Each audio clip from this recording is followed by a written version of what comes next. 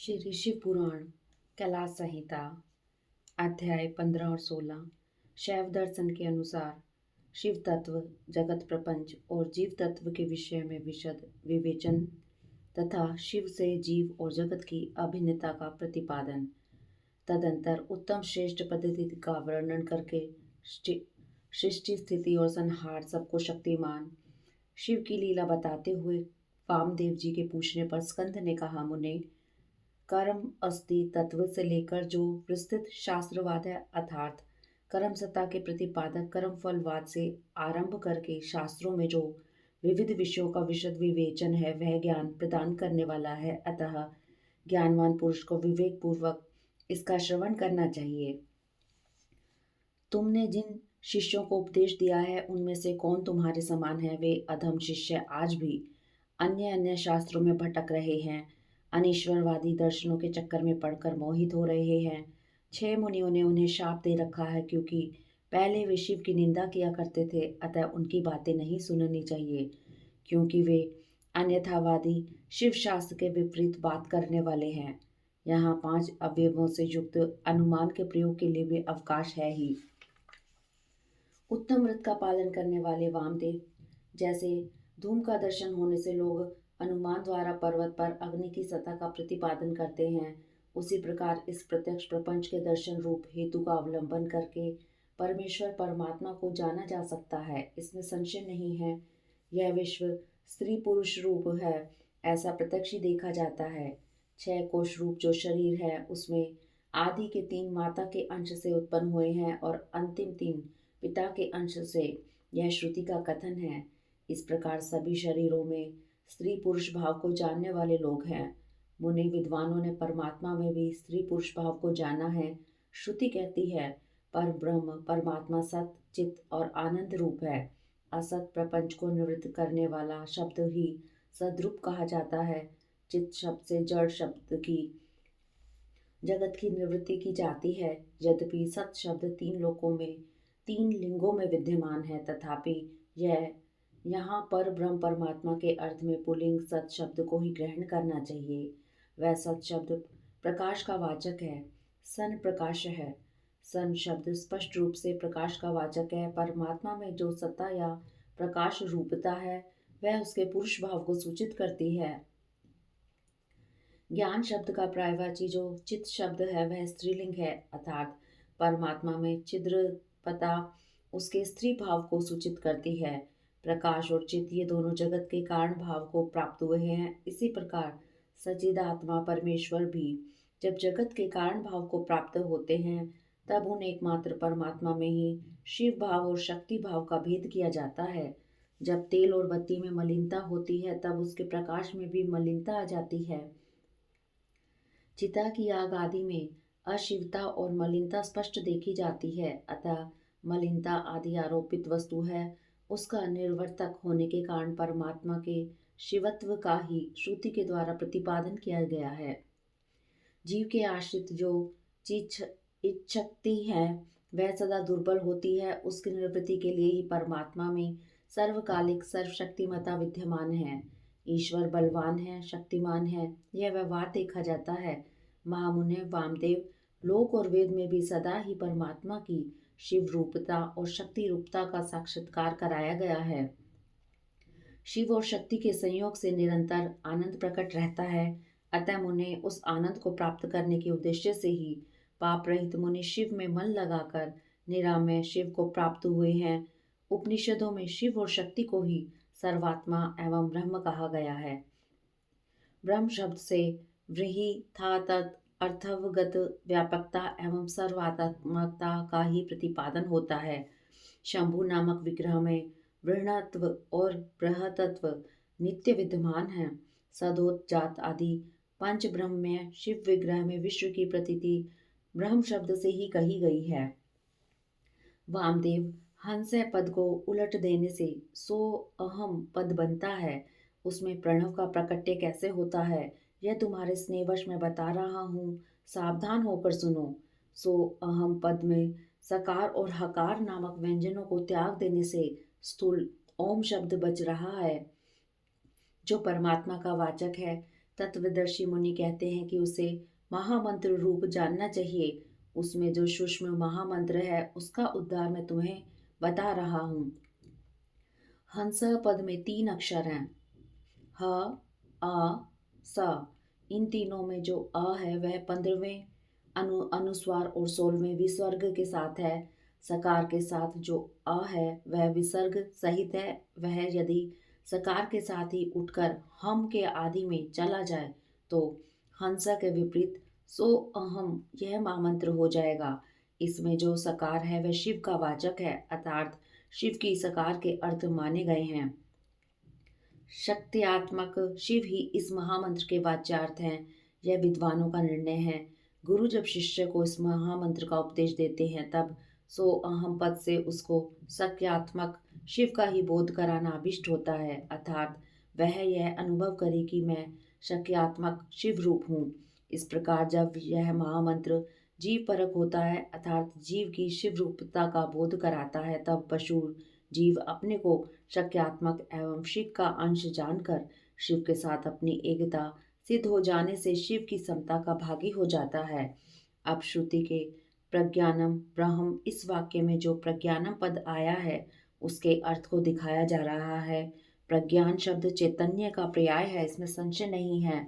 मुने शिव सूत्र में यह कहा गया है कि चैतन्यम आत्मा, अर्थात आत्मा ब्रह्म या परमात्मा चैतन्य रूप है। चैतन्य शब्द से यह सूचित होता है कि जिसमें विश्व का संपूर्ण ज्ञान तथा स्वतंत्रता पूर्वक जगत के निर्माण की क्रिया स्वभावतः विद्यमान है, उसी को आत्मा या परमात्मा कहा गया है। इस प्रकार मैंने यहाँ शिव सूत्रों की व्याख्या की है। ज्ञानम बंध है, यह दूसरा शिव सूत्र है। इसमें पशु वर्ग का लक्षण बताया गया है। इस सूत्र में आदिपद ज्ञानम के द्वारा किंचन मात्र ज्ञान और क्रिया का होना ही जीव का लक्षण कहा गया है। यह ज्ञान और क्रिया पराशक्ति का प्रथम स्पंदन है। कृष्ण यजुर्वेद की श्वेत अश्वतर शाखा का अध्ययन करने वाले विद्वानों ने स्वाभाविकी ज्ञान बल क्रिया च इस श्रुति के द्वारा इसी पराशक्ति का प्रसन्नता पूर्वक स्तवन किया है। भगवान शंकर की 3 दृष्टियां मानी गई हैं, ज्ञान, क्रिया और इच्छा रूप। ये तीनों दृष्टियां जीवों के मन में स्थित हो इंद्रिय ज्ञान गोचर देह में प्रवेश करके जीव रूप हो सदा जाननी और करती हैं। अतः यह दृष्टि त्रय रूप जीवात्मा का स्वरूप ही है, ऐसा निश्चित सिद्धांत है। अब मैं जगत प्रपंच के साथ प्रणव की एकता का बोध कराने वाले प्रपंचार्थ का वर्णन करता हूँ। ओम इति इदम सर्वम तैत्तिरीय, अर्थात यह प्रत्यक्ष दिखाई देने वाला समस्त जगत ओंकार है। यह सनातन श्रुति का कथन है। इसमें प्रणव और जगत की एकता सूचित होती है। तस्माद द्वा इस वाक्य से आरंभ करके तैत्तिरीय श्रुति ने संसार की सृष्टि के क्रम का वर्णन किया है। वामदेव, उस श्रुति का जो विवेकपूर्ण तात्पर्य है उसे मैं तुम्हारे स्नेहवश बता रहा हूँ, सुनो। शिव शक्ति का संयोग ही परमात्मा है, यह ज्ञानी पुरुषों का निश्चित मत है।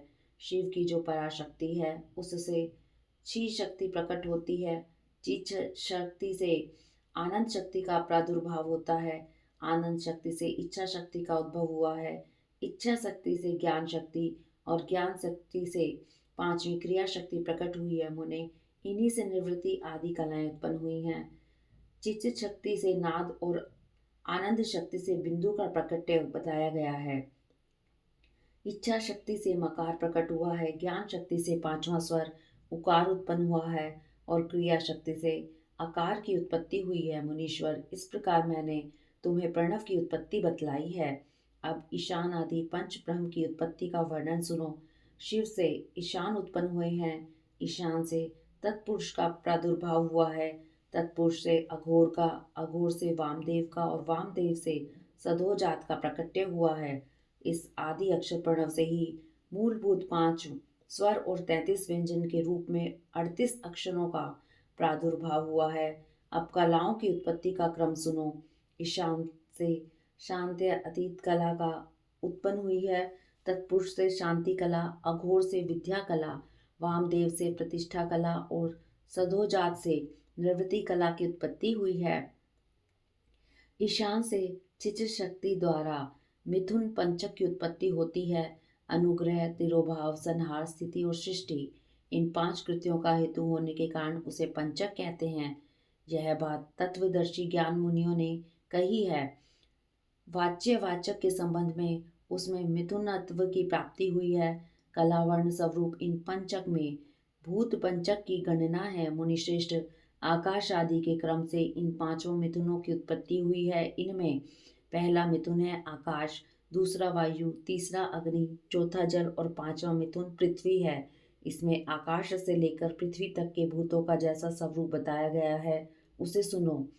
आकाश में एकमात्र शब्द ही गुण है। वायु में शब्द और स्पर्श 2 गुण हैं। अग्नि में शब्द, स्पर्श और रूप, इन 3 गुणों की प्रधानता है। जल में शब्द, स्पर्श, रूप और रस, ये 4 गुण माने गए हैं। तथा पृथ्वी शब्द, स्पर्श, रूप, रस और गंध, इन 5 गुणों से संपन्न है। यही भूतों का व्यापकत्व कहा गया है। अर्थात शब्द आदि गुणों द्वारा आकाश आदि भूत वायु आदि परवर्ती भूतों में किस प्रकार व्यापक है, यह दिखाया गया है। इसके विपरीत गंध आदि गुणों के क्रम से वे भूत पूर्ववर्ती भूतों से व्याप्य हैं। अर्थात गंध गुण वाली पृथ्वी जल का और रस गुण वाला जल अग्नि का व्याप्य है इत्यादि रूप से इनकी व्यापकता को समझना चाहिए। 5 भूतों का यह विस्तार ही प्रपंच कहलाता है। सर्वसमष्टि का जो आत्मा है उसी का नाम विराट है और पृथ्वी तत्व से लेकर क्रमशः शिव तत्व तक जो तत्वों का समुदाय है वही ब्रह्मांड है। वह क्रमशः तत्व समूह में लीन होता हुआ अंततोगत्वा सबके जीवन भूत चैतन्य में परमेश्वर में ही लय को प्राप्त होता है और सृष्टि काल में फिर शक्ति द्वारा शिव से निकलकर स्थूल प्रपंच के रूप में प्रलय काल पर्यंत सुखपूर्वक स्थित रहता है। अपनी इच्छा से संसार की सृष्टि के लिए उदत हुए महेश्वर का जो प्रमत परिस्पंद है उसे शिव तत्व कहते हैं। यही इच्छा शक्ति तत्व है क्योंकि संपूर्ण कृत्यों में इसी का अनुवर्तन होता है। मुनीश्वर, ज्ञान और क्रिया, इन 2 शक्तियों में जब ज्ञान का आधिक्य हो तब उसे सदा शिव तत्व ही समझना चाहिए। जब क्रिया शक्ति का उद्रेक हो तब उसे महेश्वर तत्व जानना चाहिए तथा जब ज्ञान और क्रिया दोनों शक्तियां समान हो तब वहाँ शुद्ध विद्यात्मक तत्व समझना चाहिए। समस्त भाव पदार्थ परमेश्वर के अंगभूत ही हैं, तथापि उनमें जो भेद बुद्धि होती है उसका नाम माया तत्व है। जब शिव अपने परम ऐश्वर्यशाली रूप को माया से निग्रहित करके संपूर्ण पदार्थों को ग्रहण करने लगता है तब उसका नाम पुरुष होता है। तत् सृष्ट्वा तदेवानुप्राविशत्, उस शरीर को रचकर स्वयं उसमें प्रविष्ट हुआ। इस श्रुति ने इसके इसी स्वरूप का प्रतिपादन किया है अथवा इसी तत्व का प्रतिपादन करने के लिए उक्त श्रुति का प्रादुर्भाव हुआ है। यही पुरुष माया से मोहित होकर संसार बंधन में बंधा हुआ पशु कहलाता है। शिव तत्व के ज्ञान से शून्य होने के कारण उसकी बुद्धि नाना कर्मों में आसक्त हो मूढ़ता को प्राप्त हो जाती है। वह जगत को शिव से अभिन्न नहीं जानता और अपने को भी शिव से भिन्न नहीं समझता। प्रभु, यदि शिव से अपनी तथा जगत की अभिन्नता का बोध हो जाए तो इस पशु जीव को मोह का बंधन न प्राप्त हो। जैसे इंद्रजाल विद्या के ज्ञाता को अपनी रची हुई अद्भुत वस्तुओं के विषय में मोह या भ्रम नहीं होता, उसी प्रकार ज्ञान योगी को भी नहीं होता। गुरु के उपदेश द्वारा अपने ऐश्वर्य का बोध प्राप्त हो जाने पर वह चिदानंद घन स्वरूप शिव रूप ही हो जाता है। शिव की 5 शक्तियां हैं: सर्व कर्तृत्व रूपा, सर्व तत्व रूपा, पूर्णत्व रूपा, नित्यत्व रूपा, व्यापकत्व रूपा।